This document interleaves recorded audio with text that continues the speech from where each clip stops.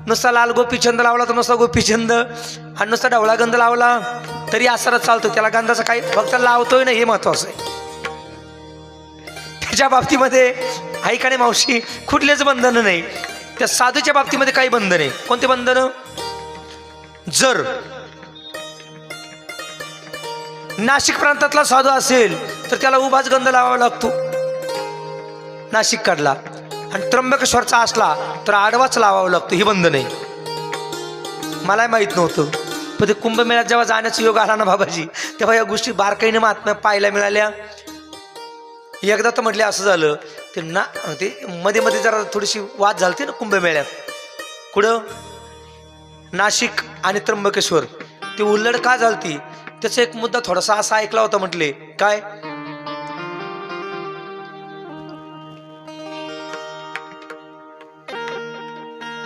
नाशिकवाले म्हटले त्र्यंबकवाल्यांना, तुमच्या भक्तांनी म्हटले आमच्या शीतेला चोरून नेलं. तुम्हाला कळलं का? नाशिकला काय? नाशिकला काय? रामकुंड, बरोबर आहे का नाही? आणि रामप्रभूंचं सर्व जे काही कर्म हे कुठे गेलं? नाशिकमध्ये. आमच्या शीतेला म्हटले चोरून नेलं. तेव्हापासून थोडासा वाद आहे म्हटले, तो कुंभमेळ्यातला वाद आहे. का बरं असं का म्हटलं मी? तर त्र्यंबकेश्वरला काय महादेवाचं अधिष्ठान आहे, आणि महादेवाची सेवा रावणानं केली होती, बरोबर आहे ना? आणि रावणाने कुणाला चोरून नेलं होतं? तुम्हाला कळलं का मुद्दा? नाही कळलं तरी धन्यवाद, आणि कळला तरी धन्यवाद. कुठेतरी काहीतरी मतभेद असतात. संप्रदायामध्ये कुठलेच मतभेद नाही. वारकरी संप्रदायामध्ये आडवा गंध लावला की म्हणले शंकराचा भक्त, आणि ऊर्ध्व पुंडरा लावला की म्हणले विष्णूचा भक्त. आमचे वारकरी असे त्यांना वाटेल तसा गंध लावतात आहे. पण नामदेवरायांनी एक परंपराला घालून दिली. कसा असावा? अति प्रियावडे तुळसी बुका, अति प्रियावडे तुळसी बुका, प्रतिकार भोळा भाविका, तैसीच प्रतिकार भोळा भाविका. गज पादुका गज पादुका, श्री मस्तकी वंदित से हो. अति प्रियावडे तुळसी बुका, अति प्रियावडे तुळसी बुका. मस्तकी वंदित से अति प्रियावडे तुळसी बुका, अति प्रियावडे तुळसी बुका. अति प्रिय आवडे तुळसी बुका, तैसीच प्रीती करी भोळा भाविका. नाम पद पंकज पादुका, तेरे मस्तकी वंदित से अति प्रिय आवडे तुळसी बुका, तैसीच प्रीती करी भोळा भाविका. नाम पद पंकज पादुका,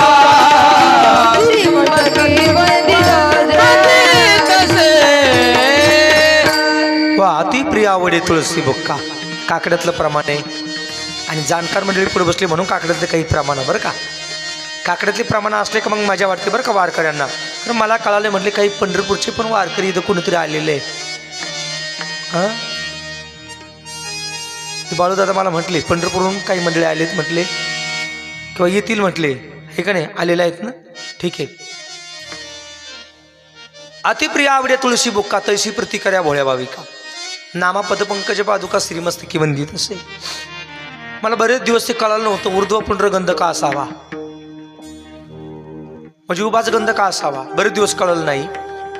गुरुजींचे एकदा असारे चरण धरले, गुरुजी ह्या प्रश्नाचं उत्तर मला द्या. आणि जेव्हा जेव्हा प्रश्न आडेल ना तेव्हा गुरुजींचा हातात धरायचा. गुरु करावा बळकट आणि त्यांचे धरावे मनगट. मनगट धरायचं आणि माझ्या प्रश्नाचं उत्तर द्या, हे काय येते. आणि ती मला सवय लागलेली आहे बरं का. जी गोष्ट मला आडली ती माझे गुरु दिसले की मी त्यांच्याकडे जातो आणि पाया पडायचं, आपलं दर्शन घ्यायचं. गुरुजी तेवढं मला येत नाही ती मला सांगा. अजूनही विद्यार्थी दशेमध्येच आपण आहोत आणि शेवटपर्यंत देवाकडे एवढीच मागणी आहे का विद्यार्थी दशेपर्यंतच राहिलं पाहिजे बस. बरोबर आहे का नाही? विद्यार्थी दशेने माणसं शिकतात. त्या आसाऱ्या नामदारांचा गंध ऊर्ध्व पुंड्र का सांगितला. गुरुजींनी जेव्हा विचारलं, गुरुजीने फार सुंदर उत्तर दिलं. जसं एखादा व्यक्ती रोडने निघाला आणि रोडने निघाल्यानंतर किंवा रस्त्याने निघाला, त्याच्या डोक्यावरती जर उभा गंध असला, ऐकते ना तुम्ही, उभा गंध जर असला आणि गाडी इथून जर श्रामपूरकडे जर निघाली, त्याला चहा जर घ्यायचा असेल तर चांगल्या ठिकाणीच थांबतो तो, बरोबर आहे का नाही. मांसाहारी हॉटेल जर दिसलं तर मला वाटतं तो गाडी थांबवत नाही. का थांबवत नाही? का थांबवत नाही बरं? हा, त्याच्या डोक्यावरती काय गंध आहे. डोक्यावरती काय गंध. हा गंध म्हणजे काय माहिती का? देवानी मारलेला ब्रेक आहे. देवाने मारलेला ब्रेक. नाही कळलं, सोपं बोलतो. 50 लाखाची गाडी असू दे पण तिला ब्रेकच नाही, कामाची आहे का? आणि ब्रेक कशाने मारला जातो? पायाने, बरोबर आहे का नाही. ऐका ना जरा, देहरूपी नावाची गाडी ही देवाने निर्माण केली आणि हिच्यावरती ब्रेक त्यानं मारलाय. तो कशाने? त्याच्या पाऊलाने. त्याची पाऊल खुणा म्हणजे मारलेला ब्रेक आहे. डोक्यावरती आपण ऊर्ध्व पुंड्रगंध लावतो, हे देवाच्या चरणाचं लक्षण आहे. नाकापासून, नासिकेपासून तर शिंडीपर्यंत आपण वरून इथून जे सुरुवात करतो डायरेक्ट कुठपर्यंत? शिंडीपर्यंत. म्हणजे तो मारलेला ब्रेक देवाच्या पाऊल खुणा आहे, त्या पाऊल खुणा. आणि पाऊल खुणा जर डोक्यावरती असतील तर मला वाटतं आपल्याला कसली भीतीच नाही, एवढी ताकद आहे. का? जगाचा मालक आपल्या संगती म्हणून ऊर्ध्व पुंड्रगंध लावायचा आहे. साधू आणि संत यांच्या गंधामध्ये कुठतरी, साधूच्या गंधामध्ये कुठतरी भेद असतील. वारकरी संप्रदायामध्ये संत असेल त्यांच्या गंधामध्ये कुठल्या प्रकारचा भेद नाही. जो बुक्का लावला जातो ना, बुक्का, तो देवाला का आवडतो? त्याचा रंगही तसा आहे, त्याचा रंग तसा आहे. तेच प्रतीक आपण डोक्याला जर लावलं. का बुक्का कशापासून तयार केलेला आहे? तुळशीच्या झाडापासून. जेव्हा तुळस जळते ना, जळल्यानंतरही तिचा उपयोगच आहे, बुक्का म्हणून वापरला जातो. कारण देवाच्या आवडीची तुळशी आहे, बरोबर आहे का नाही. धन्य तुळशीचा महिमा. आणि गोपीचंद का? ज्या गोपी ज्या प्रांतामध्ये नाचल्या, बागडल्या, देवासंती क्रीडा त्यांनी केली, जगाच्या मालकानं त्या गोपींच्या पायाखालची माती घेतली आणि डोक्याला लावली. त्या क्षणी देवाचं डोकं दुखायचं शांत राहिलं. आणि मग सांगितलं, ज्याप्रमाणे तुम्ही भक्ती केली, साधना केली, तुमच्या पायाखालची माती मी डोक्याला लावली, मला शांतता मिळाली, तसं तुम्हाला मी वरदान देतो. तुमच्या पायाखालची माती अखिल त्या ठिकाणी सरे हिंदू म्हणून घेणारे, अखिल त्या ठिकाणी संप्रदायामध्ये वागणारी मंडळी तुमच्या पायाच्या मातीचा स्पर्श डोक्याला लावतील. म्हणून गोपीचंद आपण डोक्याला लावतो. गोपींचा पायाखालची माती, त्याचं नाव आहे गोपीचंद. तो कृष्णाने लावली, बरोबर आहे. आपण पण लावलं पाहिजे डोक्याला. संप्रदायामध्ये मतभेद नाही, पण काही ठिकाणी मतभेद आहेत. असे साधू आणि संत यांचे लक्षणं काय? अंतरंगाचे लक्षण आहेत आणि बाह्यरंगाचे लक्षण आहेत. इथून आपण एवढं लांब गेलो होतो. साधू आणि संत थोडासा फरक आहे म्हणून तर एक प्रमाण आलं बरं का. बैरडी काका आपण एक प्रमाण म्हणतो, कोणतं काकड्यात? आता तुम्ही कृपावंत, आता तुम्ही कृपावंत, आता तुम्ही कृपावंत, आता तुम्ही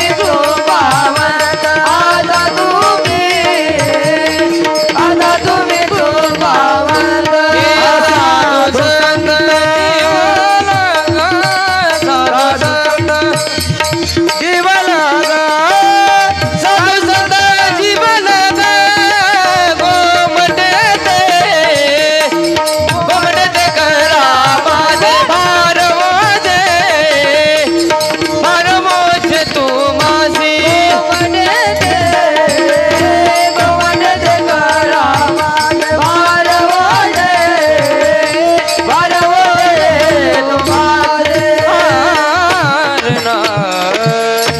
धन्यवाद. आता तुम्ही कृपावंत, साधू आणि संत दोन्ही शब्द जर एकत्र असते किंवा संत आणि साधू जर सारखे असते तर मला वाटतं संत शब्द आला असता किंवा साधू शब्द आला असता. साधू आणि संत यात थोडासा भेद केला. कसा भेद केला थोडंसं ऐका. संप्रदायामध्ये भेद नाही, वारकरी संप्रदाय भेद करते साधू आणि संतांमध्ये. पण संत आणि साधू कोणाला म्हणतात याचा विग्रह म्हणजे याचा असं थोडंसं गोड चिंतन मी ऐकलं होतं जगन्नाथ अण्णा पवारांकडून. ते म्हणायचे जो देवा करता रडतो त्याला म्हणतात साधू. ऐकताय का तुम्ही? जो देवा करता रडतो त्यांना म्हणतात साधू, आणि ज्याच्या करता देव रडतो त्यांना म्हणतात संत. बरोबर आहे ना? जो देवा करता रडतो तो साधू. चांगदेव महाराज साधू होते, देवा करता रडत होते. माऊली संत होते, समाधी घेते वेळी जगाचा मालक त्यांच्याकरता रडला म्हणून त्यांना संत म्हणतात. तुकोबा संत आहेत, बरोबर आहे? तुकोबा संत आहेत, त्यांच्याकरता जगाचा मालक रडला. मला हे सांगायचं संत आणि साधू.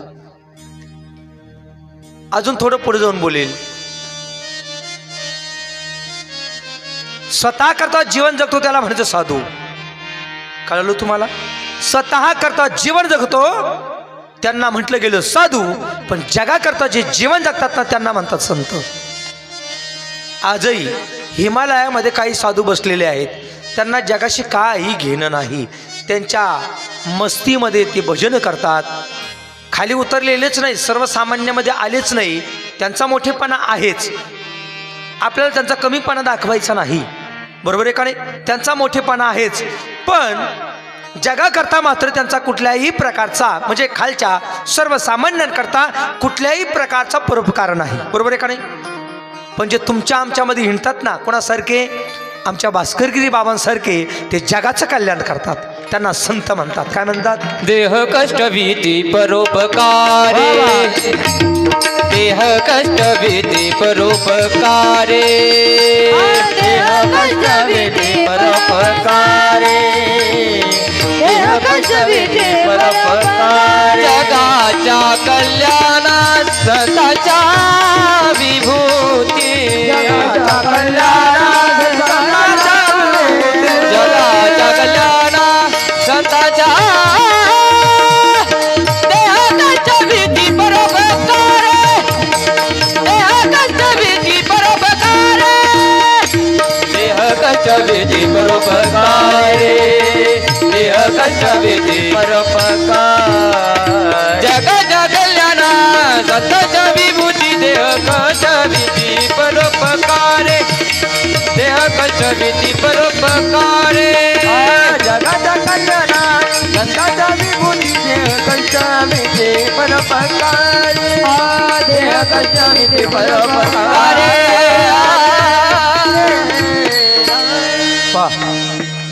जगाच्या कल्याणात संतांच्या विभूतीन देह कष्ट भीती परोपकारे. वन वन फिरून कण कण झिजते दुःखी लोकांसाठी. कोणासाठी? तुमच्या आमच्यासाठी. बरोबर आहे का नाही? कधी या गावी कधी त्या गावी आपुल्या भक्तासाठी. धन्य झालो तव गुण गाता किसनगिरी देवा, धन्य झालो तव गुण गाता किसनगिरी देवा. बाबांचंही कार्य तेच होतं ना, संतांचं कार्य. संत रूपी असणारे हे महात्मे अवतीर्ण झाले आणि जगाचं कल्याण केलं, जगाचं कल्याण केलं. केलं का नाही? महाराष्ट्रापुरते नाही, जगामध्ये त्यांचं नाव प्रसिद्ध आहे. आणि जगातला कुठलाही व्यक्ती जरी आला तर त्यावरती सारखीच कृपा माझ्या किसनगिरी बाबांनी केली, म्हणून तर ते संत झाले, देव झाले. बरं का? काय झाले? संत आणि देव. तसं साधना एकांतवासामध्ये एकटेच करत बसले असते, पण नाही. जडमुडाचा उद्धार व्हावा, सर्वांचं कल्याण व्हावं, हा त्यांचा उद्देश होता. आणि म्हणून देवगड क्षेत्री थांबले आणि सर्वांचं कल्याण केलं. बरोबर आहे का नाही? सर्वांचं कल्याण. वन वन फिरोनी कण कण झिजले दुःखी लोकांसाठी. जय हो. वन वन फिरोनी कण कण झिजले दुःखी लोकांसाठी. वन वन फिरून कण कण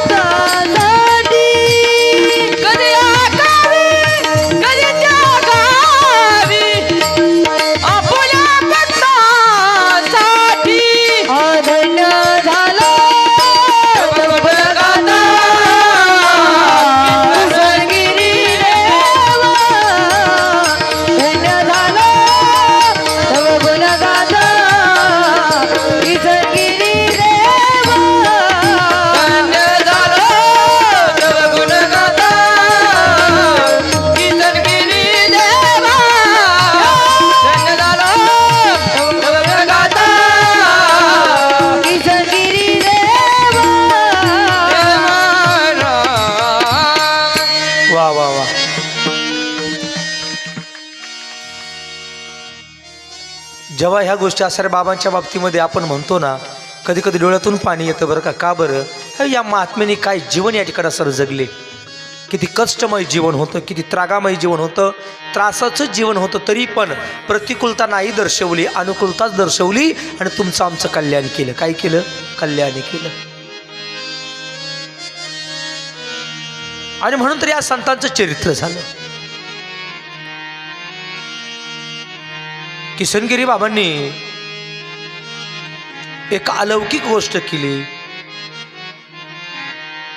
आमच्या आश्वीच्या असणाऱ्या बाल ब्रह्मचारी पुंजाई आई साहेब जगाचं कल्याण व्हावं म्हणून एक दिवस आई देवगडाला गेल्या. आणि देवगडाला गेल्यानंतर आईसच बाबांना म्हटल्या, का हो म्हटले, या मंदिरामध्ये सर्व पुरुष येतात, महिलांचं काय? महिलांचं काय? बाबांनी ऐकून घेतलं. आणि ब्रह्ममूर्ती संत किसनगिरी बाबा त्यांना कळालं की सर्व ठिकाणी परमात्मा एक रूप आहे, त्याच्यामध्ये भेद नाही. बाबा म्हटले, आईच म्हणायचे त्यांना, बहीण, बाबांच्या बहीण, किसनगिरी बाबांच्या बहीण. कोण? पुंजाई आईसाहेब आमच्या आश्वीच्या.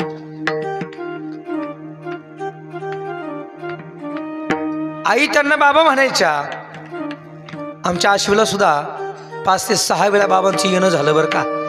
तोपर्यंत आमच्या गावाला नाही कळले हे महात्माजी, बाबाजी नाही कळले. आणि जेव्हा सारी समाधी झाली बाबांची, कुठे? देवगडला. देवगड हे प्रचलित झालं, तेव्हा मग जुने लोक म्हणायचे की बाबा आमच्याकडे पण येऊन गेले, पण महात्म्या आम्हाला कळलेच नाही. आणि असंच आहे. कसं असतं माहिती का, महाराष्ट्रीयन लोकांची ही शोकांतिका आहे. संत असतात तोपर्यंत कळत नाही, जेव्हा त्यांचं प्रयाण होतं तेव्हा संत कळल्याशिवाय राहत नाही, एवढी फक्त शोकांतिका आहे. महाराष्ट्रात जेवढे संत झाले ना, मला वाटतं तेवढे भारतात पण झाले नाही. ते महाराष्ट्रात झाले. कुठे झाले? एकट्या महाराष्ट्रामध्ये. बाबांना ज्यांनी अनुग्रह दिला होता ते बाह्या बाबा पण आमच्या आश्वीमध्ये होते काही काळ. त्र्यंबक शिखरी बाल ब्रह्मचारी आईसाहेब आणि बाबा तीर्थयात्रेला गेले. आणि तीर्थयात्रेला गेल्यानंतर तो अनुग्रह दिला बरं का. कुणी? भैया बाबांनी. उद्या मला अजूनही बाबांचं चरित्र काही मांडायचंय. शेवटचा दिवस उद्या आहे का नाही. आज फक्त त्रोटक मुद्दा सांगतोय मी.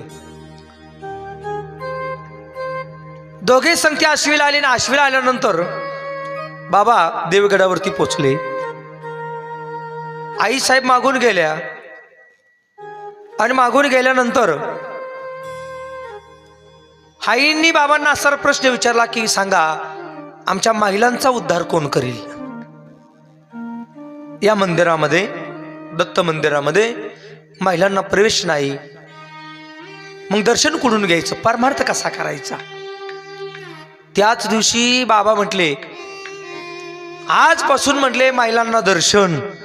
पहिला प्रवेश माझ्या पुंजाईंना झाला आश्वीच्या. पहिला प्रवेश. 1.25 कोटीचं मंदिर चालू आहे आमच्याकडे. आमचे मित्रमंडळ सचिन भाऊ, आमचे राजू दादा, दिगंबर दादा, मोरे मामा, बाळासाहेब माऊली, ही सर्व मंडळी येऊन गेले बरं का. त्या 3 काय दिवसाचा कार्यक्रम होता. मी या मंडळीचे का नावं घेतो याचं कारण आहे. काही काय म्हणते त्यांचेच का नावं? अहो, हे प्रत्येक ठिकाणी आदाबणारी मंडळी, पाळणारी मंडळी आहे. बाबांच्या सेवेमध्ये तसभर सुद्धा कमी करत नाही. त्यांना फक्त कळालं बाबाजी येणार आहे. कुठे? आश्वीला. हो, बाबाजी येण्याच्या अगोदर, आता 15 दिवसापूर्वी बाबाजी येण्याच्या अगोदर कुठं काय करावं, कुठं कसं असावं आम्हाला काही माहीत नव्हतं. हे सर्व ह्या मंडळीने आम्हाला सांगितलं, म्हणून त्यांचं कौतुक करतोय मी. तसं बाबाजी कधी कोणाचं कौतुक करत नाही, पण आश्वी गावाचं एवढं कौतुक काय केलं त्यांनी? चांगला कार्यक्रम केला, पण मार्गदर्शन मात्र तुमचं आम्हाला लाभलं, हे महत्वाचं आहे. बाळासाहेब दादा, तुमचं मार्गदर्शन लाभलं. यांनी सांगितलं असं करा, तसं करा, हे करा, ते करा. आम्हाला काहीच माहीत नव्हतं. एवढे खुश आहे आता बाबाजी आमच्या आश्वीवरती. 15 वर्षापूर्वी आश्वीतून निघून गेले होते मोठे बाबा, जे आपले भास्करगिरी बाबा. आश्वीतून पुन्हा येणार नाही म्हटले आश्वीला. पण ह्या मंडळीला मी फोन केला, बाळूभाऊ असेल, राजूभाऊ असेल, काही का असेल म्हटलं, बाबांना एकदा तरी म्हटलं तिकडे न्यायचे, आशिवेला न्यायचे. रुसलेले होते. का रुसलेले होते? शेवटच्या क्षणी आईंचं समाधी म्हणजे आईंचं देहावसन शेवटच्या क्षणी कुठे झालं? बकुबाई पिंपळगाव, कानडे पाटील, ते आपले चोपदार बाबा आहेत ना, बाबांच्या संगती. हा, त्यांनी फार सांभाळलं बरं का. कोणाला? आई साहेबांना फार सांभाळलं, लई सांभाळलं. पुंजाई, बालब्रह्मचारी पुंजाई आणि किसनगिरी बाबा हे बालब्रह्मचारी. कधी कधी आईंचं चरित्र ऐकलं आणि पाहिलं, कारण आईंचा हात माझ्या डोक्यावरती फिरला बरं का बाळूदादा. मी अगदी लहान होतो, असेल मला वाटतं काहीतरी दुसरीला. त्यावेळेस पखावज वाजवायचं मी, मृदंग. लोणीला माझे क्लासेस चालू होते, मृदंग वाजवायचो आणि पखावज वाजवत असताना त्यावेळी बाबांचं येणं असायचं. कुणाचं? भास्करगिरी बाबांचं आमच्याकडे येणं असायचं. त्यांची कीर्तनं व्हायची. पुण्यतिथीला बाबा आले आणि मोठा सर कार्यक्रम झाला, बाबांचं कीर्तन झालं. मी त्यावेळेस पखवाज वाजवला. आई तिकडून धावत आल्या. स्पर्श नव्हता, पण वारकऱ्याच्या बाबतीमध्ये स्पर्श विचार केला जात नाही. इतर कोणाचाही स्पर्श नव्हता. लांबून पळत आले, डोक्यावरती आईनं हात फिरवला आणि म्हटले, माझ्या लेकरानं काय पखवाज वाजवला. कोणी म्हणावं, कोणी आई साहेबांनी. आणि त्यावेळी काय हो, 5 रुपये काढले आणि खिशामध्ये टाकले. किती?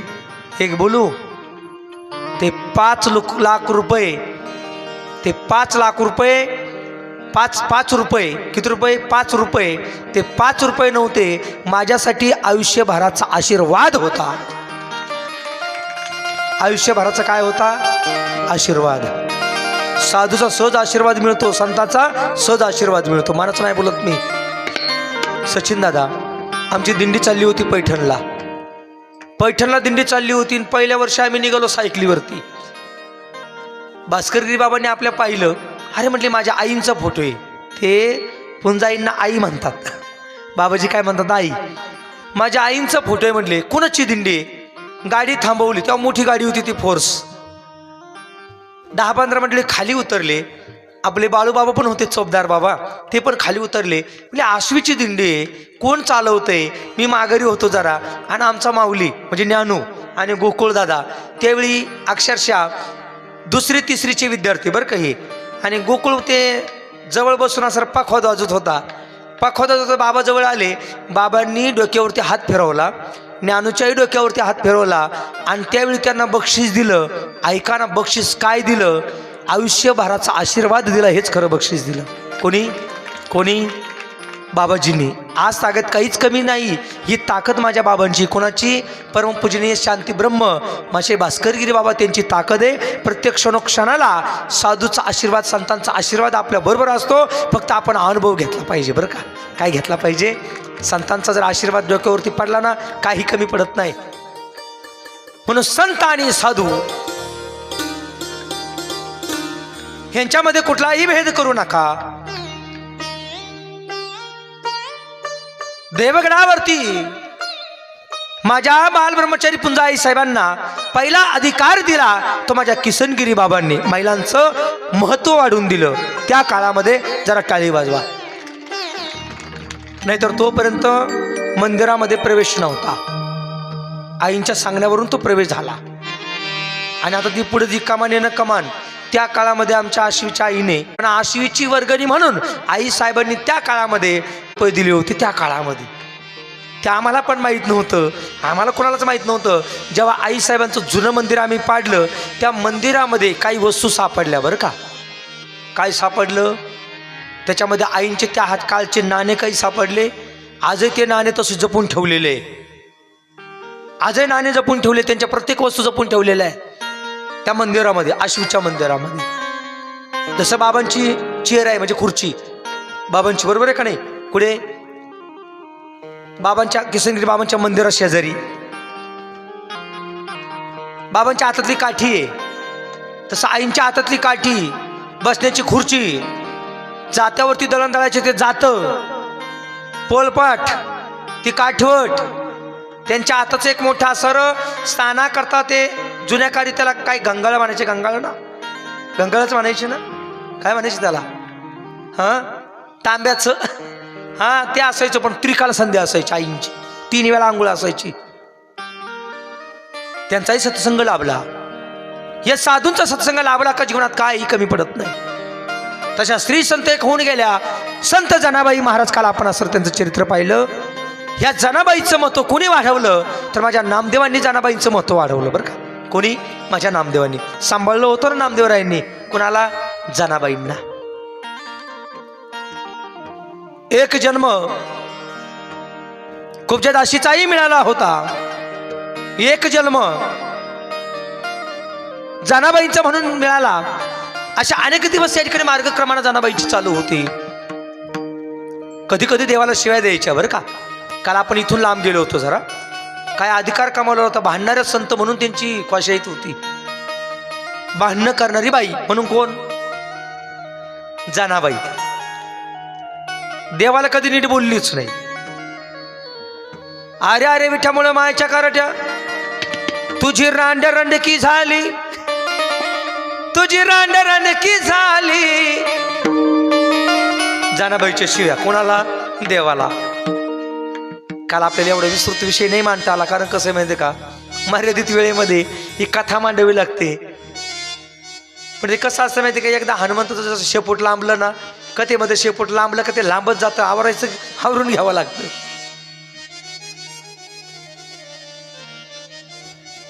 शिव्या देणारी संत जनाबाई महाराज, तिचा अंगीकार केला जगाच्या मालकाने, तिची कामं केली जगाच्या मालकाने. का बरं?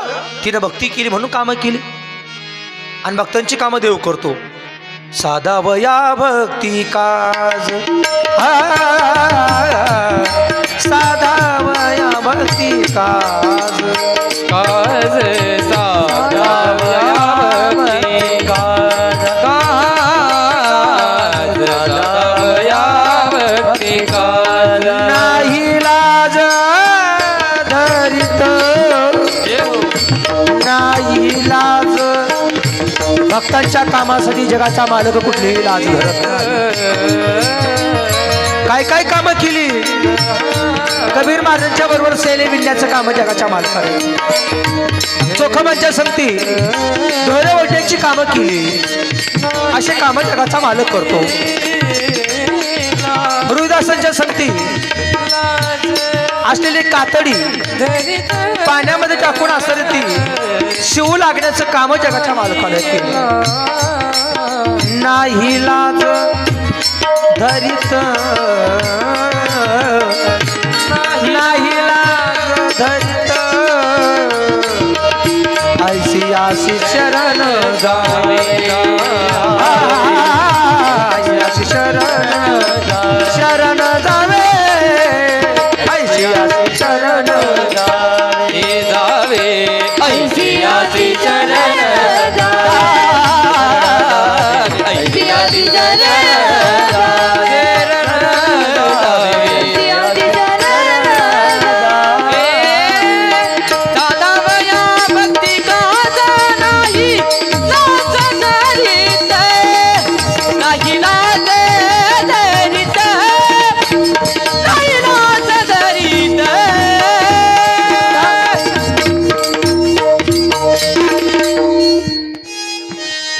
धन्यवाद. साधा वया भक्ती काज भिडवलं बुवा. साधा वया भक्ती काज नाही लाज धरीत, लाज नाही धरत तो.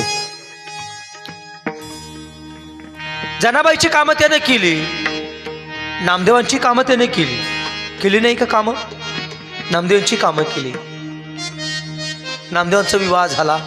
कारण हेच चरित्र नामदेवांच्या चरित्रातून पुढे विस्तार पावलेलं चरित्र होतं जनाबाईंचं. कारण त्यांच्या घरामध्ये जनाबाई आलेल्या होत्या ना. नामदेवांच्या घरातली 15 माणसं त्यांची अख्ख्यांची कामं जनाबाई आसरी करायची.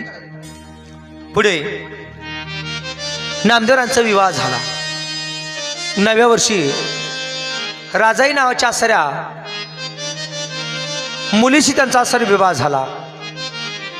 एक दिवस काय झालं, नामदेवराय काही कामे करीना.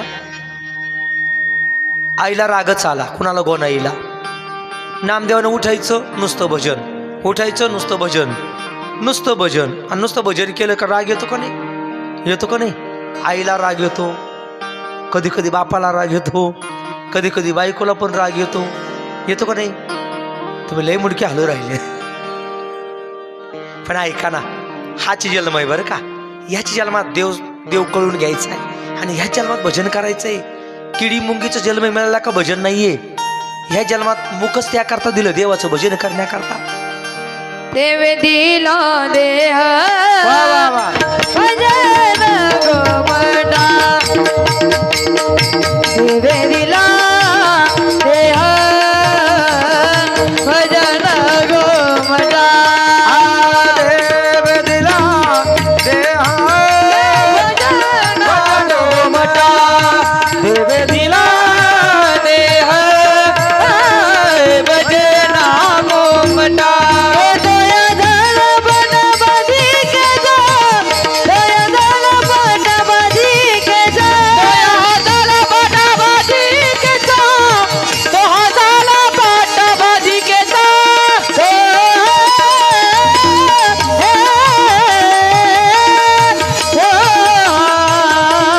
झाला बनबाजी केजा.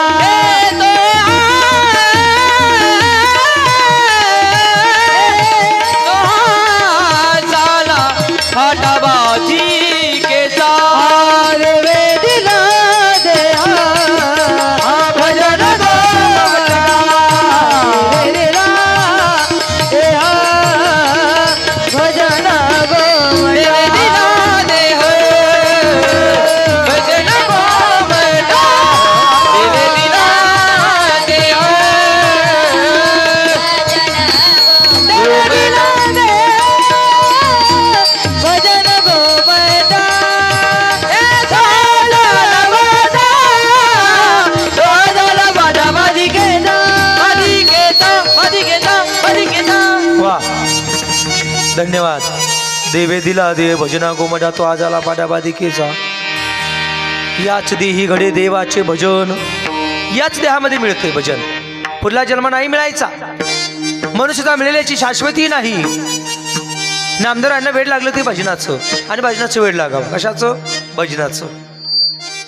परमार्थाचं वेळ लागावं, परमार्थामध्ये वेळ व्हावं.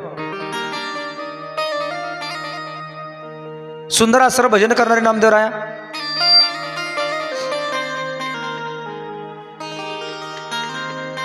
एक दिवस गोनाई म्हटल्या, नामा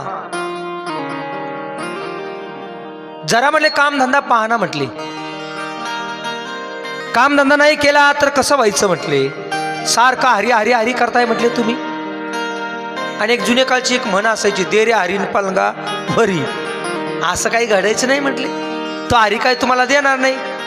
ते म्हणले, आई तुला नाही कळायचं म्हटले, माझा हरी मला देतो, माझा हरी मला देतो. गोनाई म्हणे नाम्या सोडी देव पिसे, बुडविसे कैसे घर बडे. नामदेवांना म्हणायला लागली, नामदेवा घर बुडवू नकोस, व्यवहार बुडवू नकोस. शिवण्या टिपण्या घातलसे पाणी, न पासी परतोनी घराकडे. सिंपी समाजामध्ये काम आपलं आहे म्हटले कोणतं? तर आपण कापड शिवतो, कापड विकतो, हा आपला व्यवसाय आहे. आणि तो व्यवसाय सोडून दिला ना आम्हा, हे बरं नाही बरं का.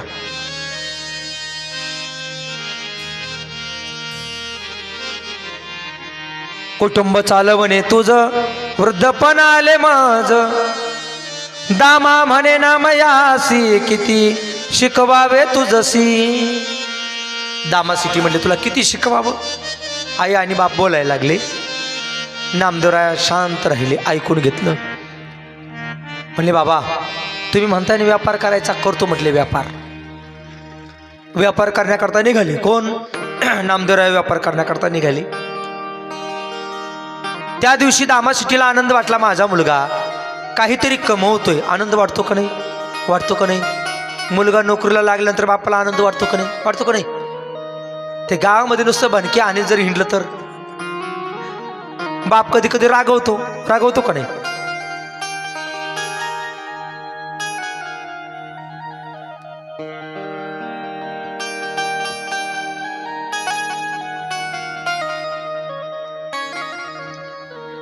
नामदेवरायनी वडिलांचं ऐकलं आणि वडिलांचं ऐकल्यानंतर व्यापार करावा, काहीतरी धंदा करावा म्हणून ते गाठोडं डोक्यावरती घेतलं. नामदेवराय निघाले. आता तिकडं जरी गेले ना, डोक्यावरती गाठोडं होतं तरी भजनच चालू. कोणाचं? विठ्ठल विठ्ठला विठ्ठल विठ्ठला विठ्ठल विठ्ठल विठ्ठल विठ्ठल विठ्ठल विठ्ठला. नारायण श्रीमन नारायण नारायण नारायण नारायण नारायण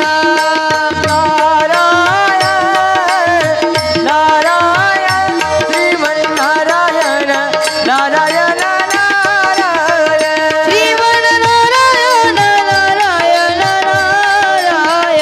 श्रीमन नारायण नारायण नारायण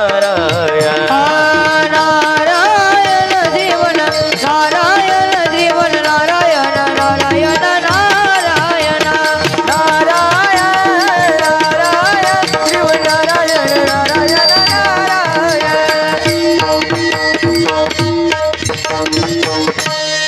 सुंदररित्या असं नामदेवांचं भजन चालू होत.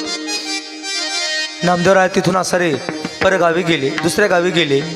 आणि दुसऱ्या गावी गेल्यानंतर नामदेवांच्या वडिलांनी सांगितलं होतं त्या गावात जर गेला ना म्हटले, तिकडे गोनबा नावाचा म्हटले सावकार आहे, दुकानदार, त्याला नेऊन एवढं गाठोडं दे आणि त्यांच्याकडून पैसे घेऊन ये.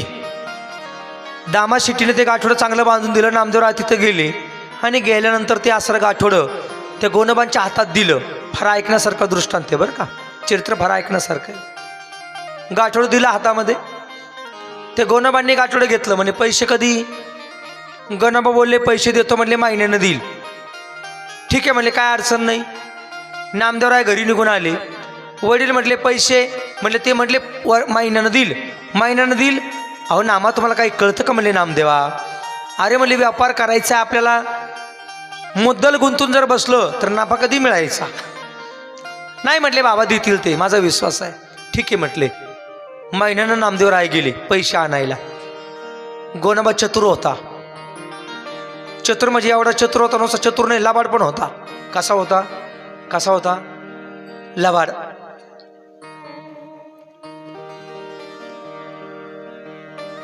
कधी कधी माणसं लबाड असतात पण ते कळून येत नाही. बरोबर आहे का नाही? साधी गंमत आहे. मला तुम्हाला विचारायचंय, आपण रोडनं निघालो, दोन मूर्ती सापडल्या, दोन्ही मातीच्या बरं का.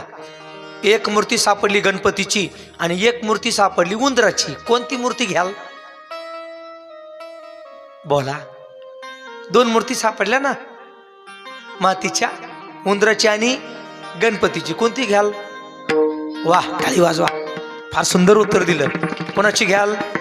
गणपतीची. आता थोडे पुढे निघाले, दोन मूर्ती सापडल्या. हां, त्यामधली असरी एक मूर्ती होती कृष्णाची आणि एक मूर्ती होती असणाऱ्या कंसाची. कृष्णाची मूर्ती पण होती असणारी स्टीलची आणि कंसाची मूर्ती होती स्टीलची. आता कोणत्या मूर्तीला हात लावाल? वाह, धन्यवाद, तुम्ही सुंदर उत्तर दिलं. कोणत्या मूर्तीला हात लावाल? कृष्णाच्या. आता थोडं पुढे गेले आणि पुढे गेल्यानंतर दोन मूर्ती सापडल्या. ऐका ना, दोन मूर्ती सापडल्या. एक मूर्ती होती सोन्याची आणि एक मूर्ती होती कशाची? ऐका, एक मूर्ती होती सोन्याची आणि एक मूर्ती होती साधी लोखंडाची.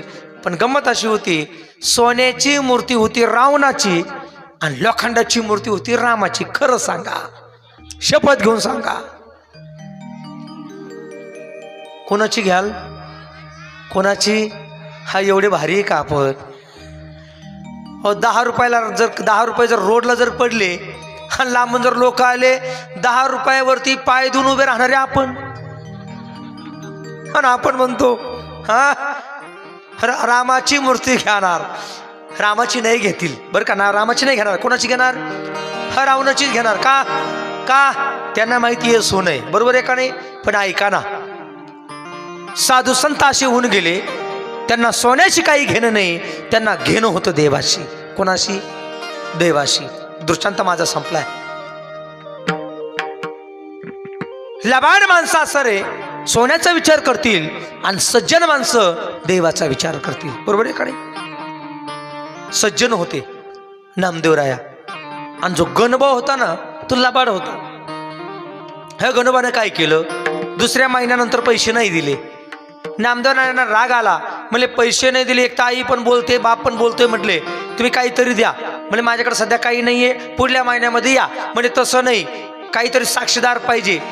साक्षीदार नामदेवराय म्हटले साक्षीदार, हा साक्षीदार पाहिजे. म्हणजे कोण साक्षीदार? म्हणजे साक्षीदार दुसरा तिसरा कोणी नाही, आपल्या दोघांच्या व्यवहारामधला साक्षीदार. म्हणले कोण? हा दिसतोय ना, म्हणले पुढे दगड, हा दगडोबा धोंडोबा आपल्या दोघांचा साक्षीदार. काल मी सांगितलेलं तुम्हाला, साक्षीदार कोण? दगड. कुठला? त्या गोनबा सावकाराच्या दारातला दगड. म्हणजे हा धोंडबा किंवा दगडोबा हा आपला साक्षीदार. ते गोनबा हसायला लागलं, मनातल्या मनात म्हणायचे वेडच दिसतंय. म्हटले हे ना साक्षीदार कोण ठेवला? म्हटले कोण? म्हणले दगड. याला काय किंमत आहे? म्हणले दगडाला. नामदेवराय घरी गेले निघून. वडील म्हणले काय झालं पैशाचं? म्हणले यावेळेस नाही दिले. म्हणले नामा व्यवहार चालेल का? म्हणले आशाने.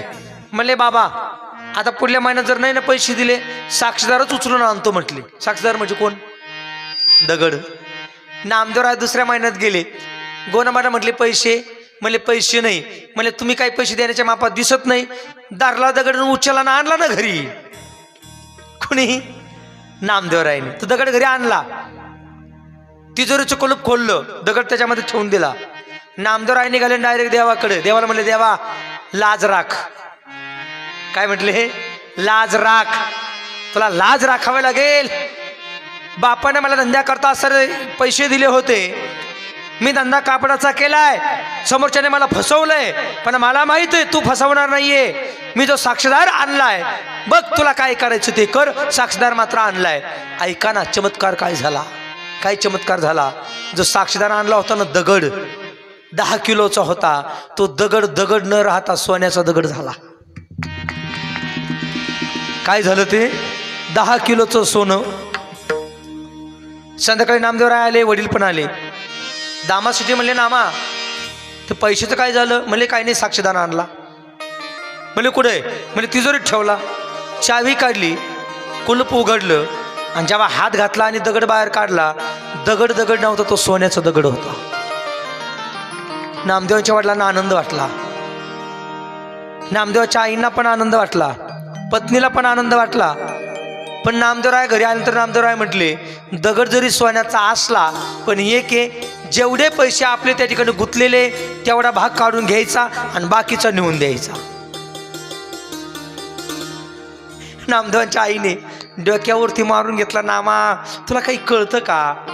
अरे जगाच्या मालकानं कृपा केली आणि एवढा मोठा दगड आपल्याला दिलाय, आपल्याला कधीच नफा होणार नाही, एवढा मोठा नफा झालाय, तो सोन्याचा दगड द्यायचा नाही. नामदेवानं कडी लावून घेतली, लागले ना भांडणं करायला. नामदेवराय म्हणजे दगड देऊन टाकायचा, बाकीचे म्हणजे दगड ठेवायचा. नामदेवराय म्हणजे दगड देऊन टाकायचा, बाकीचे म्हणायचे जमणार नाही. नामदेवराय म्हणजे जमणार नाही. हे शेजारच्यांनी भांडणं ऐकलं आणि शेजारच्याने फटीतून डोकून पाहिलं. आणि शेजारच्यानं फटीतून डोकून पाहिल्यानंतर शांत राहील तो शेजारी कसला, शांत राहील तो शेजारी कसला. त्यानं पाहिलं आणि पळतच गेला. म्हणे गोनोबा गोनोबा गोनोबा उठा. म्हटले उठा. म्हणे काय झालं?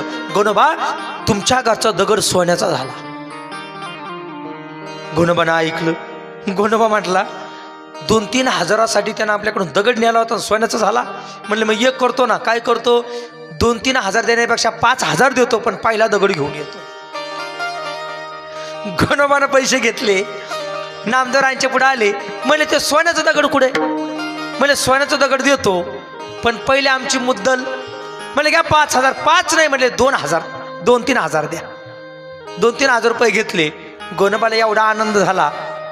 गोनोबा म्हणायला लागला 2,000 गेले, 3,000 गेले, पण कैक लाखाचा दगड आला ना म्हटले सोन्याचा. गोनोबाने हातात घेतला आणि नाचत नाचतच घरी गेला.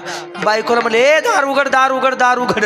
दार तिनं उघडलं आणि ऐका ना, ऐका माय बाप, ओरंड्यामध्ये पाय टाकला, गोनबा एवढा करंटा, तो सोन्याचा दगड मुळवत पुन्हा दगडाचा झाला.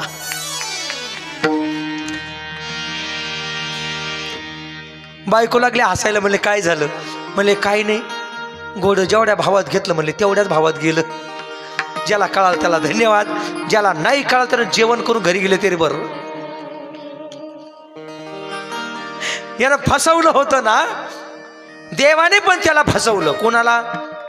गोनबा. परंतु माझ्या नामदेवाची लाज राखली. बरोबर आहे का नाही? म्हणजे किती मोठं सहकार्य केलं. नामदेवांचं चरित्र इतकं सुंदर आहे, ऐकण्यासारखं आहे. 15-15 दिवस हे चरित्र चालतंय. देवानं व्यापारामध्ये सहकार्य केलं. एक दिवस काय झालं, नामदेवांच्या घरी पाहुणे आले. पाहुणे आल्यानंतर दशमीचा दिवस होता, खायला काहीच नव्हतं. नामदेवांची पत्नी म्हणायची काय दरिद्री आम्ही, आमच्या घरी पाहुणे आले, पाहुण्याला खाऊ घालायला आमच्याकडे काही नाही. दशमीच्या दिवशी पाहुणे कसे राहिले? उपाशी राहिले. आणि राजायला कळकळ ही वाटायला लागली, माझे सख्खे भाऊ कधीच्या नवत आले, यांना खायला काहीच नाही, काय माझं कपाळ करंट आहे. कोण म्हणायचं? कोण म्हणायचं? राजाई पत्नी. पण साथ नाही सोडली बरं का. रामायणामध्ये एक दोहा आला, पत्नीने कधी प्रतिकूल वातावरणामध्ये पतीची साथ सोडायची नसते. बरोबर आहे ना? धीरज धर्म मित्र और नारी, आपद काल सिखाऊ यही चारी. राम सिया राम, सिया राम जय जय राम. राम सिया राम, सिया राम जय जय राम. राम सिया राम, सिया राम जय जय राम. राम सिया राम, सिया राम जय जय राम. सिया राम जय जय राम, सिया राम जय जय राम. सिया राम जय जय राम, सिया राम जय जय राम. राम सिया राम, सिया राम जय जय राम. राम सिया राम, सिया राम जय जय राम. राम सिया राम, सिया राम जय जय राम. राम सिया राम, सिया राम जय जय राम. धीरज धर्म रामायणामधला दोहा आहे. धीरज धर्म मित्र और नारी, आपद ही काल परख ही चारी. राम सिया राम जय जय राम. रामायणाची कथा जेव्हा आम्ही करतो त्याच्यामध्ये हा विषय सांगत असतो. धैर्य. संकटाच्या काळामध्ये धैर्य कळतं. कोरोनाच्या काळामध्ये बरेच लोक गेले, कशाने? धैर्य खचले म्हणून गेले. रोग काहीच नव्हता पण धैर्य खचलं म्हणून लोक गेले. बरं का? रोग काय होता का? रोग मोठा नव्हता. सध्याही तो रोग नाहीये का? लोकांना आता भीती वाटत नाही, पण त्या काळी शेजारचा गेला म्हणून शेजारचा गेला असे बरेच लोक गेले. काका बरेच लोक गेले. आम्ही जवळचं पाहिले. आमच्या घरामध्ये 16 लोक होते. 16 कोरोना बाधित. किती? आणि मी तर रोज कीर्तनाला होतो, तरी पण भजनाला. भजन कीर्तन आमचे चालू. त्रोटक लोकांमध्ये बसायचो आम्ही. सत्संग भजन पूजन चालू. 16 लोकांना गोळी एकच होती. कोणती? त्यांच्याकडे मोबाईल नव्हता. त्यांच्याकडे एकच गोळी. कोणती? सकाळी उठले, आंघोळ केली गरम पाण्याने की काकडा ही पहिली गोळी होती. दुसरी गोळी ज्ञानेश्वरी पाठांतर दुपारी 12 नंतर. आणि तिसरी गोळी संध्याकाळी हरिपाठ. 16च्या 16 ठाई ठीक आहे. 16च्या 16 पैकी एकही गेला नाही. आणि आमच्या गावामध्ये मोठ्या मोठ्या दवाखान्यात होते, ते प्लॅस्टिकच्या पिशवीत बांधून आले धैर्य खचलं म्हणून. साधू संत धैर्य खचू देत नाही. बरोबर आहे का नाही? जेवढी जेवढी मोठ्या दवाखान्यात गेले, जवळचे लोक गेले. आमच्या जवळची माझी एक मानलेली बहीण आहे, तिच्या घरी फक्त वाघिणीचं दूधच नव्हतं, नाही तर सारं होतं. 2.5 लाखाचं इंजेक्शन मारलं आणि 15 मिनिटामध्ये तो आमचा मेवणा गेला. 15 मिनिटात पुण्यामध्ये रुबी हल्ला. आणि आमची 16 माणसं होती. गोळ्या कोणत्या? रामनामाची गोळी, रामनामाचं औषध. ब्रह्मरस घी काढान तेने पिडा वारेलं. ताकद या ब्रह्मरसाच्या काड्यामध्ये. पण आपला विश्वास नाही ना तेवढा. विश्वास आहे का आपला? तेवढा विश्वास तेवढा पाहिजे. धैर्य. धीरज धर्म. धर्म असेल, संकटाच्या काळामध्ये धर्म आठवला पाहिजे, बरोबर आहे का नाही? धर्मानेच वागलं पाहिजे, अधर्म करायला नको. मित्र और नारी. मित्र शेवटच्या काळी कळतो, शेवटच्या काळी मित्र असा असावा, आताही संगती असावा, मृत्यूनंतरही संगती असावा, आणि मेल्यानंतर जन्माला पुन्हा येईल तेव्हाही संगती असावा. त्याला म्हणतात मित्र. तो फक्त एकच आहे, देव. बरोबर आहे का नाही? एका व्यक्तीजवळ 3 मित्र आले. हा मित्र झोपलेला होता, आजारी होता. त्या पहिल्याला विचारलं, काय रे भाऊ तू काय करशील? म्हणले जोपर्यंत तू जिवंत आहे, तू खरं बोलतो, मी खरं बोलेल, तोपर्यंत प्रेम. तू खोटा बोलला, तुझा आणि माझा विषय संपला. झोपलेला मित्र, आजारी पडलेला मित्र म्हटला बाजूला सरक. त्याला बाजूला केलं.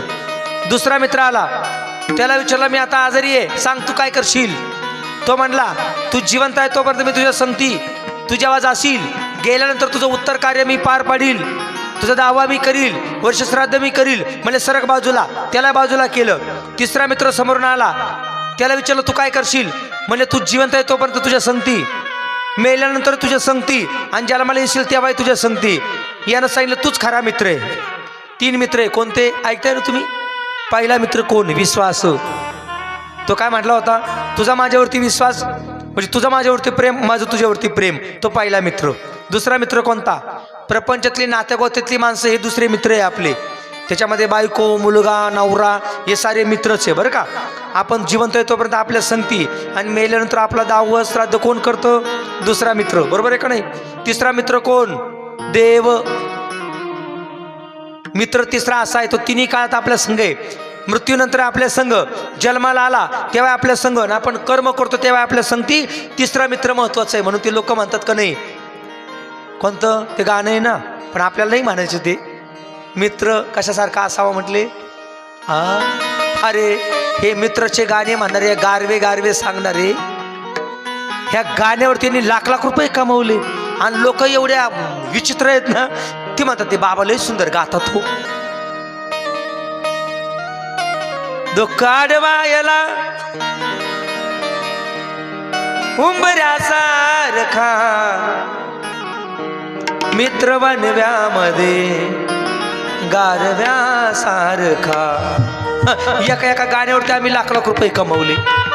आणि तेवढंच आम्ही काय करतो, युट्यूबला ढाकतो. युट्यूबला तेवढं गाणं आम्ही ऐकलं का तारखा घेणारे लय हुशार असतात. वा बाबा लय भारी बोलले, तेवढा बाबा बोलवा. बरोबर आहे का नाही?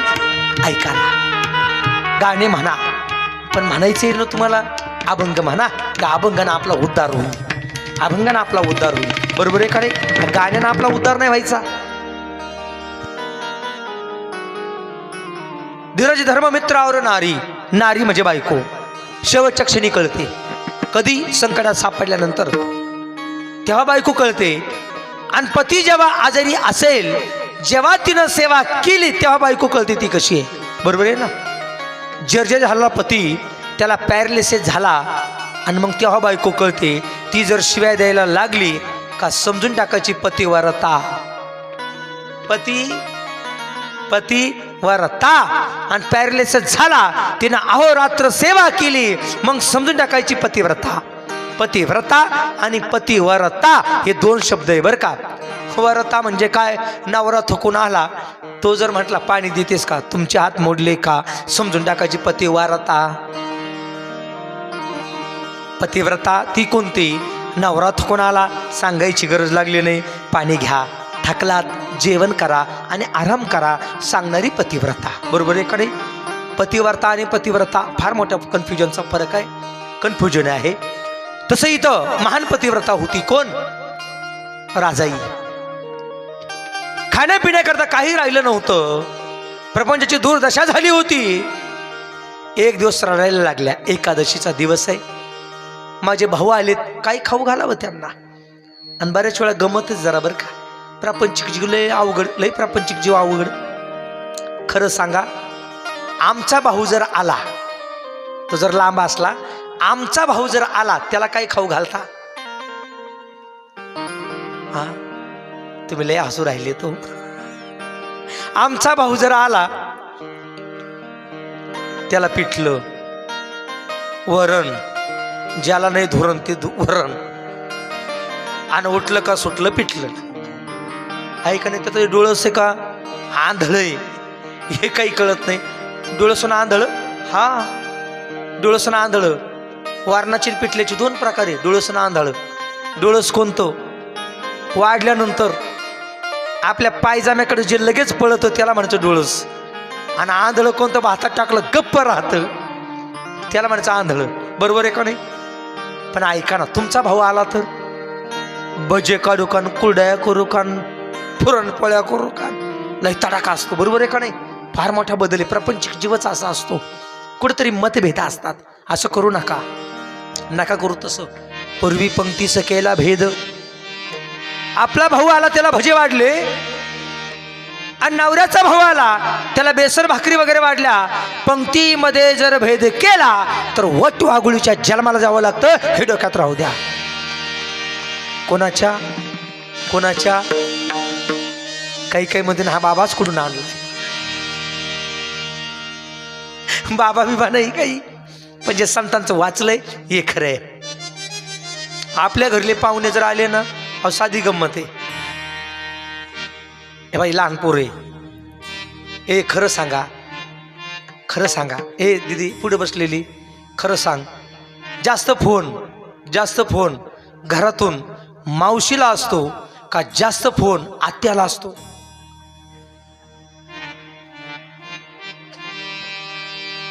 बोल बोल बोल. कोणाला? मावशीला. हे आपल्या पुढे बसलेत ते सांगतात बरं का, मी मनाचं नाही सांगत. त्यांनी आठवलंय, त्यांनी पाहिलंय कुठेतरी हा भेद केला जातो ना, म्हणून प्रपंचास्त्र विघटन त्यांचं झालंय. म्हणून प्रपंचामध्ये लोक बाजूला गेलेत. ऐका ना, लोक बाजूला गेले, माणसाची मन एकत्रित राहू द्या, बाजूला करू नका. माझी आसरी राजाई नामदेवांच्या भावांवरती तेवढंच प्रेम आणि सख्या भावांवरती तेवढंच प्रेम, तिनं मतभेद नाही केले.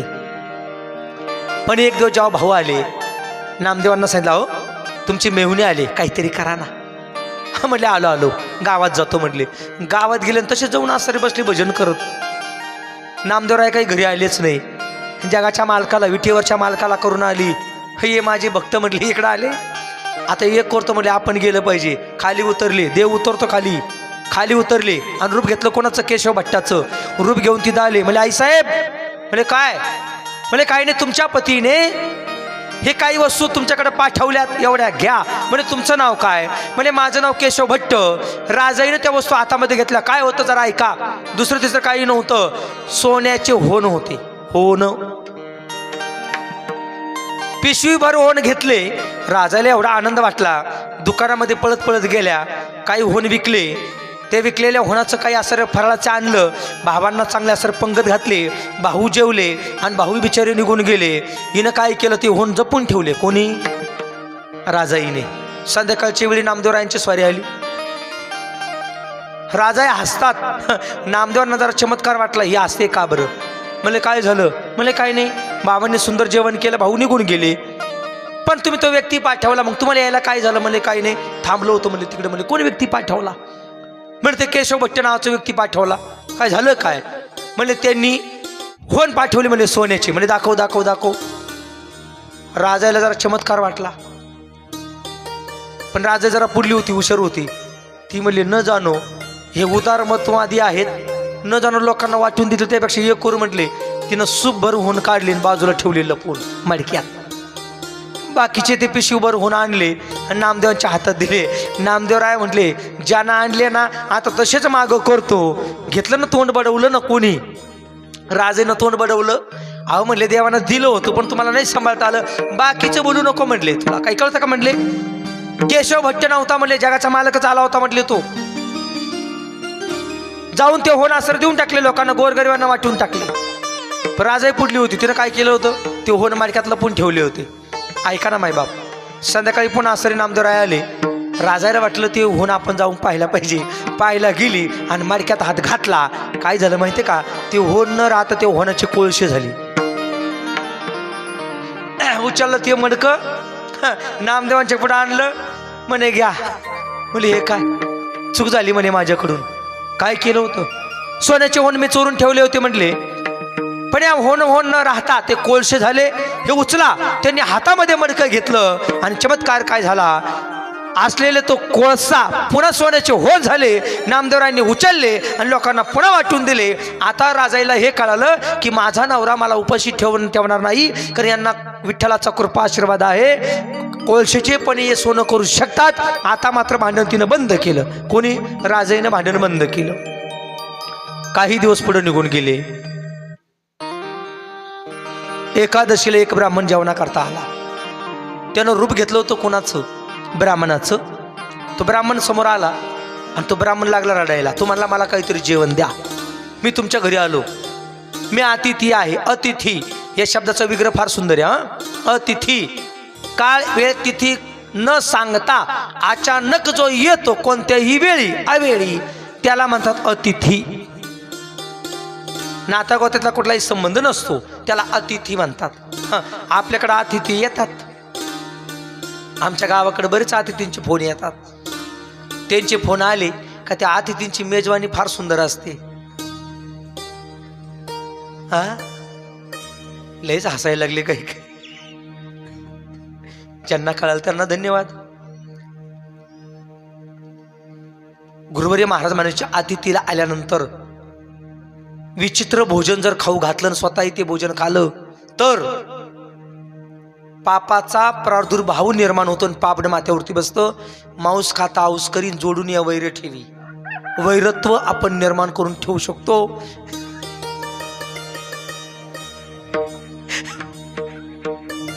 कळालं तुम्हाला? आमचे शिंतवाले फार सुंदर आहे बरं का. ईश्वर महाराज टाळी वाजवा जरा. अतिथी म्हणून त्या ठिकाणी एक ब्रह्मवृंद आले. वयोवृद्ध झालेले ब्राह्मण हात थरथर कापतायत. नामदेवने विचारलं तुम्ही कोण? म्हणलं आमचे मी ब्रह्मवृंद आहे, ब्राह्मण आहे, मला भूक लागली. नामदेवराय म्हटले माझ्या घरी एकादशी आहे आणि एकादशीच्या दिवशी आमच्या कुत्र्याला पण आम्ही भाकरी घालत नाही. कुत्र्याला पण भाकरी घालत नाही. त्या अतिथीने एवढा हट्ट धरला. ते म्हणले जमणार नाही, मला जेवण करायचं, मला भाकरीच खायच्या. ते म्हणले जमणार नाही. अतिथी म्हणला मला जर तुम्ही जेवण भाकरी नाही दिल्या तर मी मरेल. नामदेवराय म्हटले मेले तरी चालत. कट्टर भक्त होते बरं का. कोण? नामदेवराय. मेला तरी चालेल म्हटले तू अतिथी.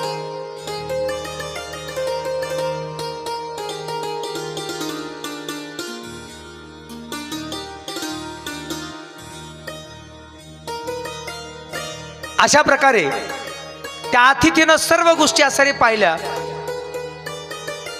नामदेवरायांनी धिक्कार केला. म्हणजे जेवण खाऊ शकत नाही म्हटले. नाही जेवण देऊ शकत. फराळाचं काय असेल ते देईल मी, पण जेवण नाही, भाकरी नाही. ते म्हणले भाकरीच पाहिजे. अतिथी म्हणला मग मरेल मी. नामदेवराय म्हटले मेले तरी चालेल. अतिथी जो आलेला होता ना त्यानं खरं हातपाय तडफड लावले. हातपाय तडफडता क्षणी काही वेळामध्ये तो गेला. कोण? आलेला अतिथी. आणि एक बोलू का, कोणता व्यक्ती कधी जाईल याची शाश्वती नाही बरं का. बरोबर आहे ना. ईश्वर बाबांचा मला सकाळी फोन आला. बाळू दादा अक्षरशः माझ्या हृदयामध्ये दस्त झालं बरं का. का याचं कारण सांगतो. परवा दिवशी आपल्या कथेला आलेले आमचे मित्र, परवा दिवशी तुम्ही ज्यांचा सत्कार केला ना इथे, पहिल्या दिवशी इथं सत्कार केला, ज्यांनी टाळ घेऊन बसले होते बिगर टोपीवाले, गवळी महाराज रात्री अटॅकने गेले. परवा आपण सत्कार केलाय पहिल्या दिवशी त्यांचा इथे. त्यांचं भारूड करायचं होतं आपल्याला शेवटच्या दिवशी. उद्या एक म्हटलं भारूड त्यांना म्हणायला लावू. ते मला काय म्हटले होते माहिती का, महाराज उद्या माझ्या घरी लग्न आहे म्हणले जवळ. उद्याचं लग्न झालं असंच ना, लग्न झालं की म्हणले परवा तुमच्या कथेला मी येणार आहे. माझे जवळचे मित्र. सकाळी माझ्या ईश्वर महाराजांचा मला फोन आला. मी पहाटे उठलो आणि ईश्वर बाबांचा जेव्हा मला फोन आला, डोळ्यातून खळखळ पाणी का निघालं. अरे आपल्या जवळचे माणसं खरंच कधी जातात त्याची शाश्वती नाही. जे मला म्हटले होते कथेला येईल, सोपं नाही राहिलं. म्हणून एक सांगतो, कोणाशी वैरत्व करू नका, कोणाशी भांडण करू नका. आहे ते जीवन देवाच्या चरणी अर्पण करा आणि देवाला सांगा आजचा दिवस मी पाहिलाय ना, उद्याचा दिवस मला पाहू दे, नमस्कार करा. असलेला घमेंड, असलेला अहंकार, अभिमान सहारा काढून टाका. काही नाही, माणसाचा क्षणाचा भरोसा नाहीये, क्षणाचा.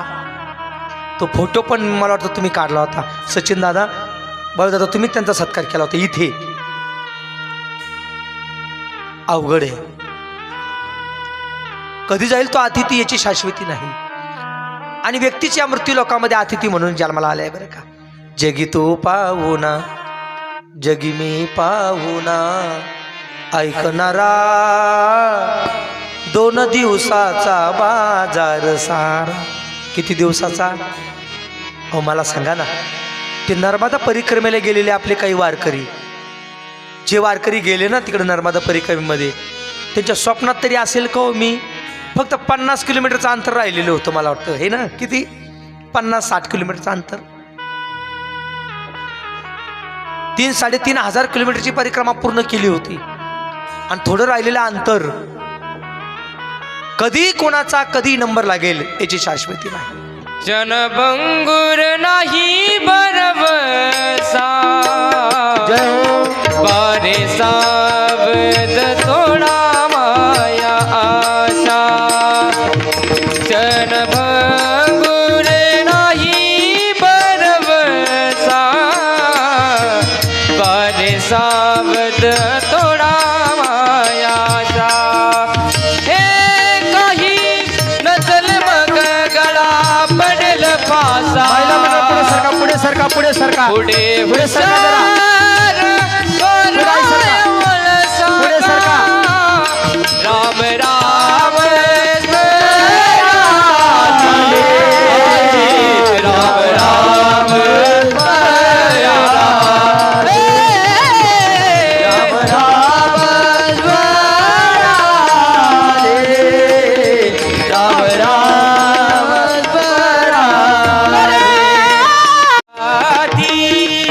वा, जे प्रमाण दिले काकड्यातलं प्रमाण दिलंय बरं का.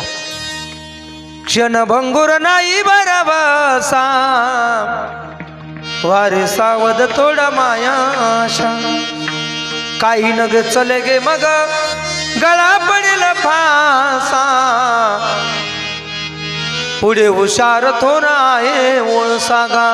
राम राम स्वराधी, राम राम स्मराधी. रामनामाचं चिंतन करावं. आपल्या सर्व वारकऱ्यांतर्फे आमच्या गवळी महाराजांना मी आदरांजली श्रद्धांजली या ठिकाणी वाहतो आणि वाहिली पाहिजे. वारकरी जीवन होतं बरं का, चांगलं जीवन आहे. कधी कधी चांगला वारकरी गेला ना त्याची आठवण येते बरं का. गेले दिगंबर ईश्वर विभूती, गेले दिगंबर ईश्वर विभूती. राहिल्या त्या कीर्ती जगा माझी. म्हणून देवाकडे पांडुरंगाकडे एवढी विनंती करतो, गेलेल्या आमच्या गवळी महाराजांना मुक्ती मिळेल अशी इच्छा व्यक्त करतो आणि कथेकडे वळतो. तो आलेला अतिथी अचानक गेला. हातपाय तडफड रवले त्यांनी आणि अचानक गेला. नामदेवरांनी पाहिलं, प्रेत यात्रा तयार झाली, सारी गावची लोक एक गोळा झाली. उचला म्हणले प्रेत. प्रेत उचललं, अमरधामामध्ये नेलं. लाकडावरती त्या व्यक्तीला ठेवलं. ऐका, ए छोटी बसा, बसा बसा खाली बसा, बडबड करू नका, बसा बसा खाली, बसा बसा. अरे तुम्ही दोनच आहे, मला डझनानं सांभाळायची सवय आहे. माझ्याकडे डझनाने 50-60 आहे. त्यांच्यापेक्षा बारकाले काही बरं का, 3री 4थीचे आमची ही मंडळी पाहतात, येतात. ती फार लाडकुड करतात आमच्या लेकरांची ही मंडळी. काय सांगतो तुम्ही, हा मना कथा. जेव्हा तो अतिथी गेला, अमरधाममध्ये नेला, लाकडावरती ठेवला. नामदेवांच्या डोळ्यातून पाणी निघायला लागलं. अरे माझ्या हातून हे फार मोठे पातक घडले, पण धर्मसंकटामध्ये मी काय करू. हरिदिनी आहे, एकादशी आहे आणि माझा नेम कधी मोडलाच नाही. देह जावं अथवा राहावं, पांडुरंगी दृढ व्हावं, ही आमची परंपरा. गेलो तरी चालेल, मी कधी नेम नाही मोडला. आणि आज कसा नेम मोडायचा माय बाप्पा. अरे काही संकट तू पाठवलंय, काय दुःख तू पाठवलंय, एक वारकरी माझ्या दारामध्ये तडपडून गेला. हे बरं नाही माय बापा, हे बरं नाही. आता मी एक करतो, माझ्यामुळं झालंय ना, आता मीच ह्या वारकऱ्याच्या संगती चितेवरती झोपतो आणि मीही स्वतःला पेटवून घेतो. ऐका, जो वारकरी झोपलेला होता ना तो ब्राह्मवृंद चितेवरती, त्या ठिकाणी नामदेवराय चढले आणि लोकांना म्हणले द्या पेटून. काय म्हटले? द्या पेटून. आग्नीत आग दिला. त्या क्षणी झोपलेला तो वारकरी मनात विचार करायला लागला, अरे हे खटाळगिरी आहे की कोण म्हणते? तुम्ही ऐकताय ना सारे? कोण? तो वारकरी जो म्हटला होता ना मी मरेल, मृत्यूचं नाटक केलं होतं. तो वारकरी काय म्हटला? अरे हे खटाळगिरी आहे की हे स्वतः तर जळेल पण मलाही जाळील, आपण उठलं पाहिजे. ती उठला. नामदेवांना म्हणले उठ उठ उठ, म्हणले उठ उठ पाहिला उठ, आणि पण म्हणले खाली. नामदेवराय म्हणले खरं सांगा तुम्ही कोण आहे, खरं सांगा तुम्ही कोण आहे. कोण आहे म्हणता क्षणी चतुर्भुज मूर्ती दाखवली. दुसरं तिसरं कोणी नव्हतं. आलेला ब्राह्मण तो वारकरी, जगाचा मालक माझा विठुराया होता. नामदेवांची परीक्षा पाहिली होती, त्याही परीक्षेमध्ये उत्तीर्ण झाले. काय माझा नामा काही काम धंदा करत नाही देवा, काही खरं नाही. रावळामध्ये गेली, चंद्रभागेच्या वाळवंटातून निघाल्या, रावळात गेल्या आणि देवाशी लागले भांडण करायला. कोण? गोनाई महाराज. आई देवाशी भांडण करायला लागली. देवा, आमच्या कुळामध्ये हा मुलगा तू दिलाय, हा आमचा मुलगा, लग्न झालंय, बायका मुलं आहेत, पण तुमच्याशिवाय राहतच नाही. तुम्हाला काही कळतंय का? नामदेवांची आई बोलायला लागली. कोणाला? जगाच्या मालकाला. नेल्या वाचून नव जायत हुनी, पंढरी गिळेने विठोबा सहित. काय म्हणली? देवा पुढे उभी राहिली, हात केला. ए विठुराया, विठुराया तुला सांगते, तुझ्या सगळ्या अख्खी पंढरी गिळून टाकील. कोण म्हणतंय? नामदेवांची आई. आणि कोणाला? विठुरायाला. विठुराया मनातल्या मनात हसायला लागली. सारं जगत जर पाहिलं, असे अनेक ब्रह्मांड माझ्या उदरात आहे आणि ही माऊली मला दम देते, त्यांचा दम ऐकूनच घेतला. कोणी? विठुरायाने.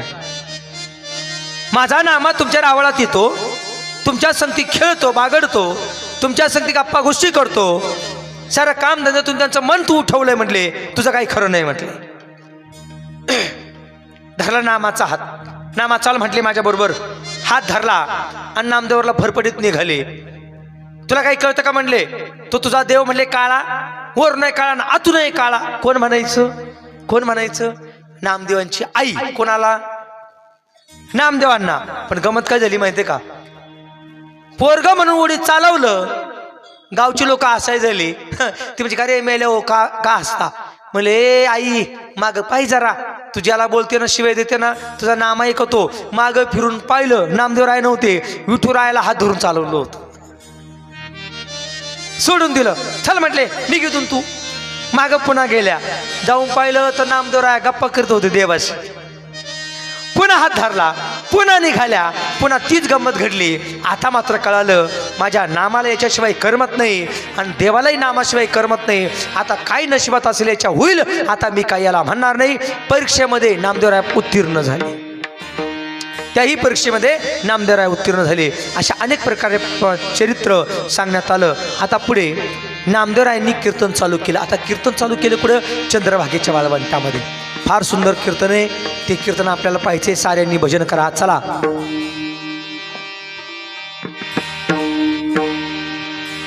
अशा प्रकारे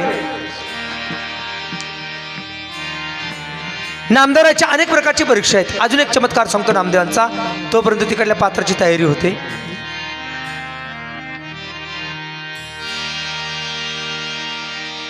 नामदेवराया कमलाकर नावाच्या एका ब्राह्मणाच्या घरी जेवणाकरता ते निघाले. चरित्र इतकं गोड आहे. हे कमलाकर ब्राह्मणाच्या घरी निघाले. कमलाकराची यांची भेट झाली. म्हणले काय? म्हणले काय नाही, तुम्हाला म्हणले जेवणाकरता आमच्या घरी यावं लागेल. म्हणजे येतो. नामदेवराय घरी निघण्याकरता चालले. हे कमलाकर पुढे गेले आणि बायकोला म्हणले आपल्या घरी संत येणारे जेवणाकरता, जरा जेवण तयार कर. तिनं लहान पोराला सांगितलं संत येणारे नामदेवराय जेवायला. म्हणले एक करा. त्या पोराला म्हणले भाऊ तेवढे गौरे ना तेवढ्या गौरे घेऊन ये. ते गौरे आणायला पोरगं गेलं आणि काय घडलं माहिती का, ते गौरी उचलायला गेलं आणि विषारी सर्प तिथं होता. त्या सर्पाने त्या लेकराला दंश केला आणि ते लेकरू जागेवरती गेलं. लहानसं लेकरू गेले. हे त्या कमलाकराच्या पत्नीनं पाहिलं. पतीला काय सांगावं. गावातून पती घरी आला, राशन वगैरे घेऊन आला. म्हणले घे आणि नामदेवरांना जेवण कर. ते म्हणले जेवण करायचे तुमचं म्हणणं मला पटलंय, पण तुम्हाला कळलंय का. म्हणले काय. आपले एकुलते एक लेकरू सर्पदंशाने गेले. म्हटले तुम्हाला काही कळते का. म्हणजे संत येत आहे आपल्या घरी. कमलाकर ब्राह्मणाने सांगितलं नाही जमणार. संत आलेत ना, ते लेकरू उचल आणि माघारी ठेव म्हटले. मागच्या घरामध्ये ठेवलं आणि स्वयंपाक चालू झाला. त्या माऊलीच्या डोळ्यातून खळखळ पाणी निघायचं. अरे माझं लेकरू गेले, पण संत घरी येत आहे, संतांना पण जेवण घातलंच पाहिजे. स्वयंपाक तयार झाला. काही वेळानं नामदेवराय घरी आले. जेवणाकरता बसले, पण सांगितलं कमला करा. म्हणले काय. म्हणले जेव्हा जेव्हा मी हातामध्ये पाणी घेतो आणि पाणी फिरवतो ना, तेव्हा जगाचा मालक जेवायला येतो. पण आज जगाचा मालक जेवायला आलाच नाही. तुमच्या घरामध्ये काही कारण घडलंय का. जगाचा मालक नाही आला, काहीतरी घडले. नाहीतर जगाचा मालक यायलाच पाहिजे होता. जिथे मी असतो तिथे जगाचा मालक येतो जेवायला. माझी एवढी बांधील की एवढं प्रेम आहे जगाच्या मालकाचं माझ्यावरती. पण आज काहीतरी घडलंय. खरं सांगा कमलाकरा काय घडलंय ते सांगा. मायबाप कमलाकरच्या डोळ्यातून खळखळ पाणी निघायला लागलं. घुंटका दाटून आला. नामदेवराया जी गोष्ट घडू नये ती गोष्ट घडली. माझं एकुलते एक लेकरू सर्पदंशाने गेले. परंतु तुम्ही माझ्या घरी आलात ना, तसं जाऊ नका हो, तसं जाऊ नका. थोडं जेवण करा. अजून अग्निदाग नाही दिलेला, अजून सुतक नाही चालू होत. एक करा ना. सुतक तेव्हा लागू होतं केव्हा, अग्निदाग दिल्यानंतर. सुतक लागू होत नाही तोपर्यंत माझ्या घरचं जेवण करा. नामदेवराय म्हटले कमला खरा, अरे तुझी भक्ती एवढी सुंदर आहे, तुझं प्रेम माझ्या एवढीवरती एवढं सुंदर आहे. हातावरती पाणी घेतलं, विठुरायाला नमस्कार केला. विठुराया मी जर खरं तुझा भक्त असेल आणि तू माझा जर परमात्मा असेल तर या कमलाकरचं गेलेलं लेकरू तुला जिवंत करावं लागेल. हातामध्ये पाणी घेतलं आणि संकल्प सोडला. मायबाप मृत पावलेलं मुलगं जसं झोपेतून उठावं तसं उठलं. आई जवळ आला. आई मला भूक लागली ग. तेही लेकरू जिवंत केलं. ही संतांची ताकद आहे. आणि म्हणून तेच नामदेवराया ज्यांनी मृत पावलेला मुलगा जिवंत केला. संतांना जीव घाला. मृत पावलेला मुलगा जिवंत केला. आलेला अतिथी उपाशी जाऊ देऊ नका. का जाऊ देऊ नका सांगतो. एक चिंतन 1 मिनिट आणि नंतर आपल्याला कीर्तनाचा प्रसंग घ्यायचा आहे. तुमच्या घरापुढे कोणताही संत साधू आला, कोणी भिकारी आला तर त्याला उपाशी जाऊ देऊ का नका. एका व्यक्तीच्या घरी, हॉटेल मालकाच्या घरी हॉटेलचं उद्घाटन झालं आणि तिथे एक भिकारी आला, जेवण केलं आणि तो निघून गेला. असे महिनाभर यायचा निघून जायचा, महिनाभर यायचा निघून जायचा. बरेच दिवस झाले. त्या वेटरने त्याला पकडलं आणि मालकाकडे आणलं. म्हटले हा व्यक्ती जेवण करतो निघून जातोय. त्या मालकाने सांगितलं तू कधी पाहिलं. म्हटले मी आज. ते म्हणले तू आज पाहिले. मी महिन्यापासून पाहतोय म्हटले. आणि म्हणे मग त्याला का पकडलं नाही तुम्ही. म्हणजे याकरता पकडलं नाही. म्हणजे का पकडलं नाही. पहिल्या दिवशी आला जेवण करून गेला, ओपनिंग होतं म्हणून मी काय बोललो नाही. दुसऱ्या दिवशी आला आणि जेवण करून चालला. मी त्याच्या मागे मागे गेलो. पण त्यानं काय केलं होतं, त्याच्या घराशेजारी एक मंदिर होतं. त्या मंदिरात गेला आणि देवाला नमस्कार करायचा. काय नमस्कार करायचा. देवा तो हॉटेलचा मालक आहे ना, त्या हॉटेलच्या मालकाच्या हॉटेलमध्ये गर्दी हो दे. आणि गर्दी झाली का मला फुकट जेवण खायला मिळेल. खरे आशीर्वाद म्हटले त्याचे. कोणाचे कोणाचे भिकाऱ्याचे. म्हणून आपल्या घरापुढे सुद्धा भिकारी जर आला ना त्याला विनमुख कधी जाऊ देऊ नका बरं का. काहीतरी दान द्या, द्या काहीतरी दान द्या. नामदेवरायांनी दान दिलं होतं. नामदेवरायांना त्या कमलाकराने जीव घातलं होतं. परिणाम काय, मृत पावलेला मुलगा ही जिवंत केला. ही ताकद कोणाची, नामदेवरायांची. आणि त्याच नामदेवरायांच्या कीर्तनामध्ये जगाचा मालक कसा नाचला हे आपल्याला पाहिजे. सर्वांनी भजन करा. अरे ज्ञानोबा माऊली तुकाराम, ज्ञानोबा माऊली तुकाराम, ज्ञानोबा माऊली चला तुकाराम, ज्ञानोबा माऊली तुकाराम. विठ्ठल माझा माझा माझा माझा माझा, विठ्ठल माझा मी विठ्ठलाचा,